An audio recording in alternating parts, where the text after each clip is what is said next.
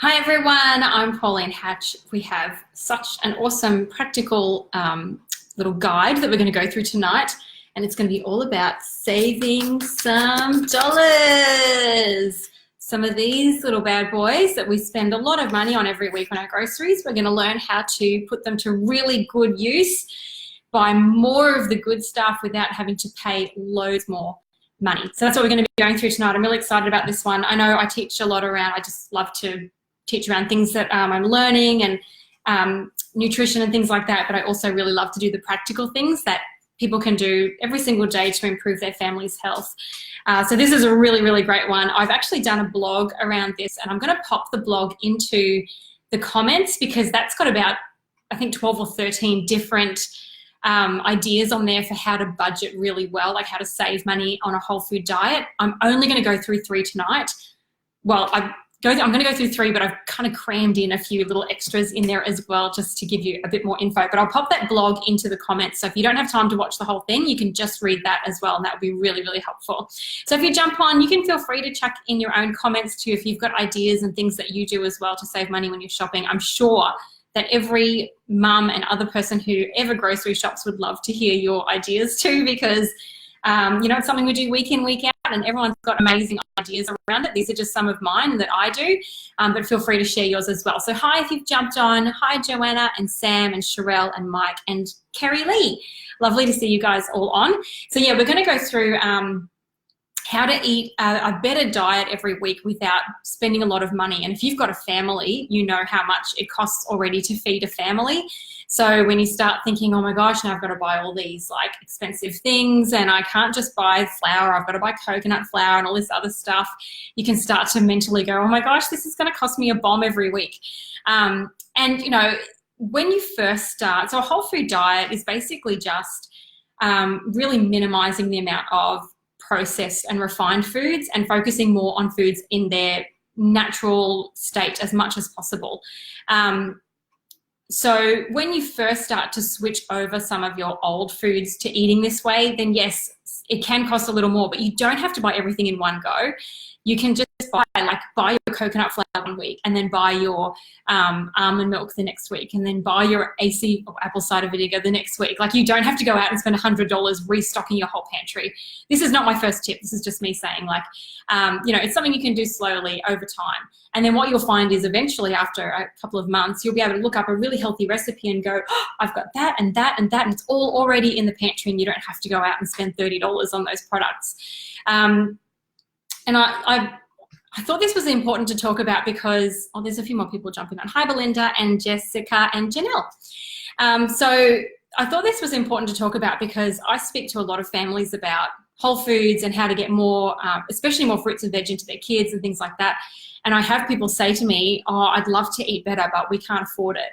And that makes me sad for a lot of reasons, because we shouldn't live in a way that we can't afford to feed our family healthy foods, but also because I think there's maybe a little bit of a funny mindset around that, because when we choose to buy processed foods that are full of terrible sugars and really bad refined salts and lots of trans fats, you're really paying for them twice. You're paying for them when you put them in your trolley and buy them at the checkout, and you're going to pay for it again later when you're sick, because all of those foods are what are contributing to disease down the track.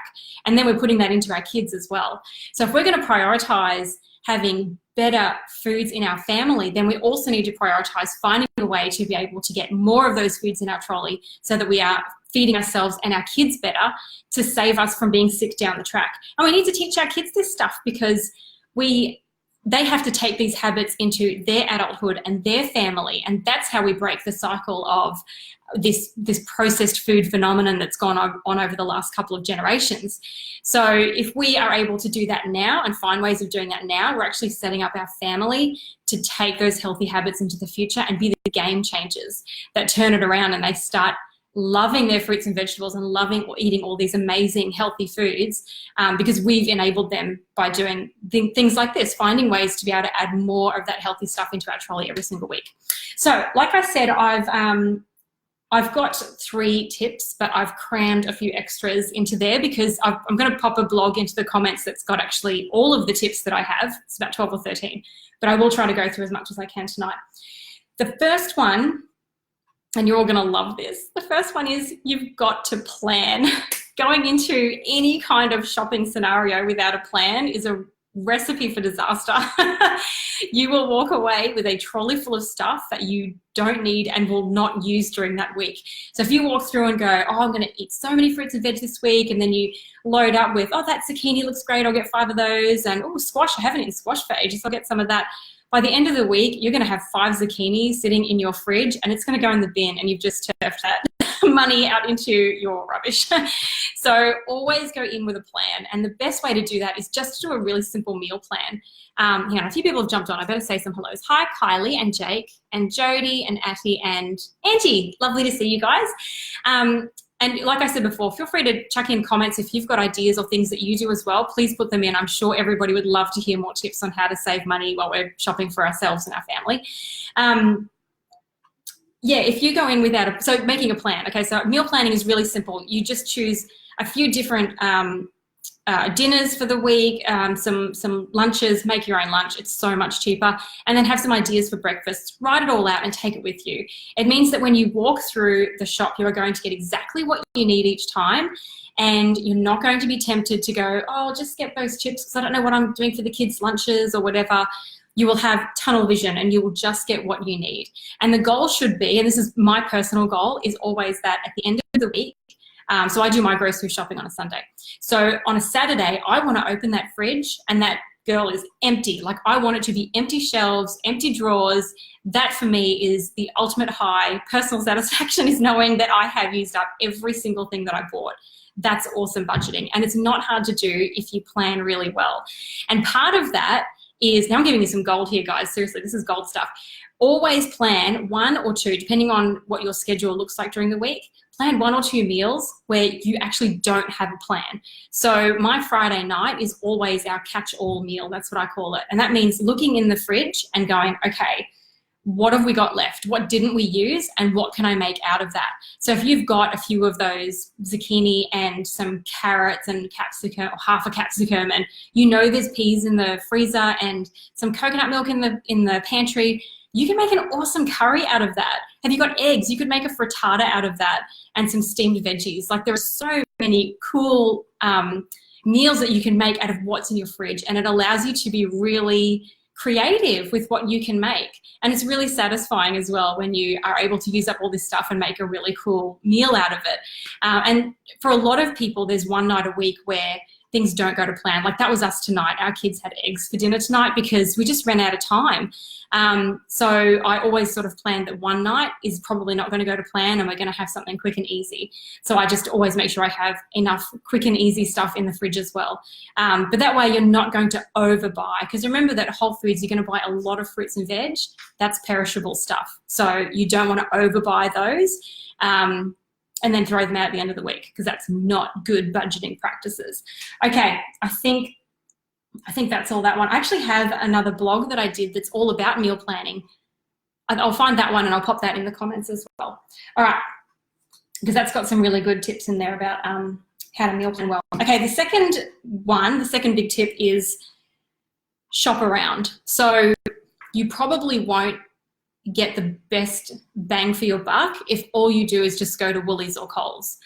Probably one of the best places to go for fruit and veg is your farmer's market, because there's often no middleman there. The farmers grow it, they pick it, and they pick it when it's like actually ripe. They usually pick it the morning of or the night before, which means it's really fresh. They're not paying a middleman, they're just bringing it straight to the farmer's market. And a lot of the time their stuff is spray free. So when you buy something organic from Woolies or whatever, a lot of the amount of money that you're paying for it is for the organic certification. It costs those guys a bomb to certify their products organic. So you're paying for that label as well.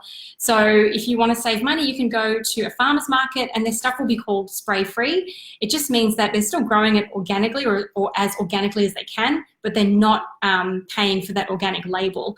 And like Sam said, you're supporting the little guy too. And I I often find this stuff is cheaper because it's seasonal as well, and that's another huge thing. If you buy seasonally, it is cheaper. Don't go and buy watermelon when it's $5 a kilo, because that means it's not in season anymore, and you're paying probably for something that was grown somewhere else and imported here, and that's what you're paying for. You're paying for transport costs, or for them to make some kind of farm that's growing something in the season it shouldn't be. So shopping seasonally is a really great way to save some money as well. That was a little bonus for you. The next best place is a fruit and veg store. So I have generally found that the supermarkets are the worst places to buy fruit and veg from, just because they're so expensive. But a fruit and veg shop, they often have really good, Rebecca said farmers markets always last a lot longer. Yeah, and that's because they do pick it fresh. So when you buy stuff, I remember seeing something a while ago that said that the lettuce that we were buying from Woolies, I haven't verified this, it comes into my mind every now and then, comes from Western Australia. Like, it travels all the way across Australia. I don't know, someone would have to check that. But yeah, a lot of our stuff is stored for a long time. It travels a long way. And by the time it gets to us, there's really not much left. So yeah, farmers markets are great for that. But then fruit and veg stores, next best, and they often have really great deals, 2-for-1s and things like that. And they often have a really good section that is stuff that's just, like, they've just discounted it, and you can get some pretty good deals there to buy and freeze as well for produce. Okay, what else? And then you can buy the rest from the supermarket, so all your canned stuff and things like that. And what I do is I have a mental list, but I have a list of staples that I buy all the time. And even if I know I don't need them, I will just have a look as I go through Woolies, because things like I make my own almond milk a lot of the time, but sometimes I run out of time, and so I will buy some. Almond milk, the almond milk I buy the Australia's Own brand, I think it is. It's like the 4 ingredients only one. It's the best brand that I found because it's only got the 4 ingredients. But it's $3.70, I think, or something like that. And then every now and then they have it half price.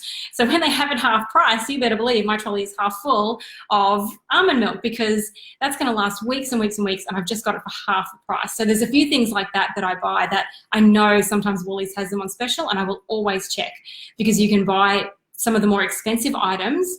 Like, you know, I buy crackers that are $3 something, or maybe they're $3 something, $3.70. The almond milk is $2.80. That's right. Anyway, the crackers are $3.70, and I buy those ones because, again, they have minimal ingredients. And so whenever they're half price, I buy lots of them. Yes, there's cheaper crackers. You can buy crackers for 99 cents, but they're made from wheat and they're super highly processed, and I just don't want those ones. So I can buy the really expensive ones half price, and then it's about the same price as the cheaper, more rubbishy processed brand.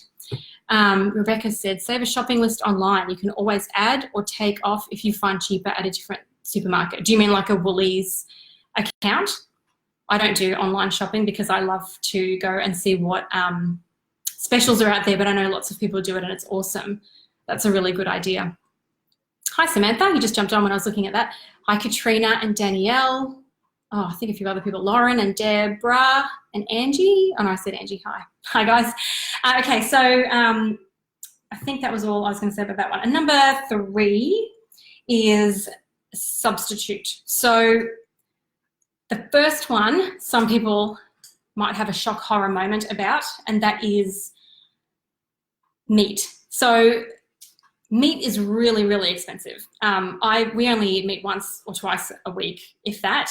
And I'm constantly surprised by how expensive meat is. And we just don't actually need to eat it every single day. And there's a lot of reasons to maybe minimize how much meat that we're eating, the environmental impact, the quality of the meat. And if you cut meat out of, not entirely, but if you start to sort of give yourself 2 or 3 meat-free days a week, you could easily save $20, $25, depending on what kind of meat you're buying, just from that.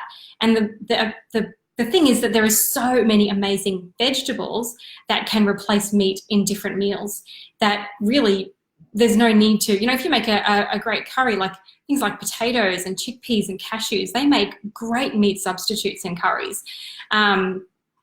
We eat vegetarian most of the time and never miss meat. When I do buy meat, I do choose to buy a little better. Like I'd rather spend a little more on the meat that I buy.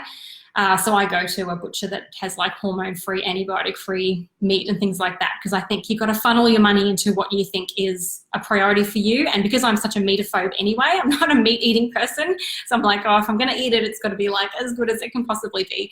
But, you know, there's actually, you know what, I'm going to read off my little blog here, some of the things that if you're worried about protein, okay, so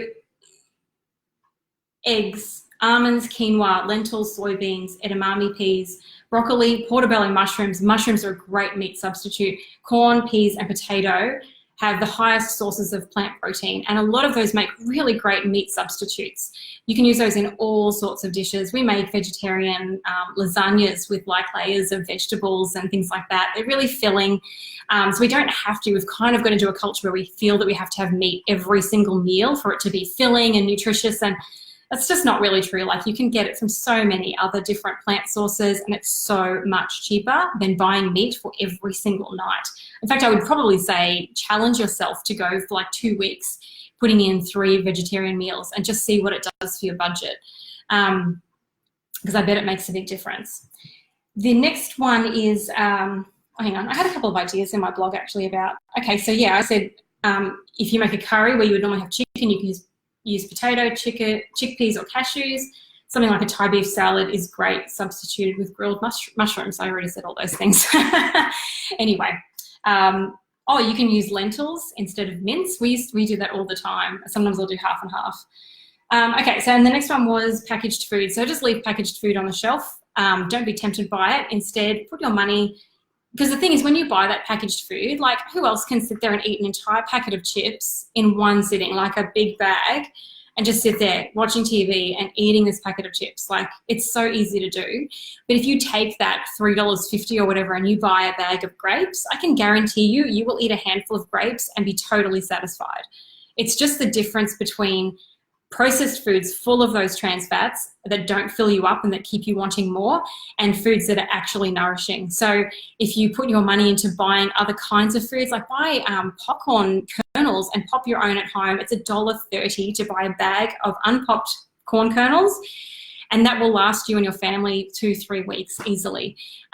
So actually, let me find in my blog, I think I have a few ideas here. Grapes, blueberries, nuts, smoothies are awesome. Oh my gosh, you can make such filling smoothies. Raisins, homemade dips, corn chips. So they're great alternatives that you won't eat too many of, because you will feel satisfied so much faster.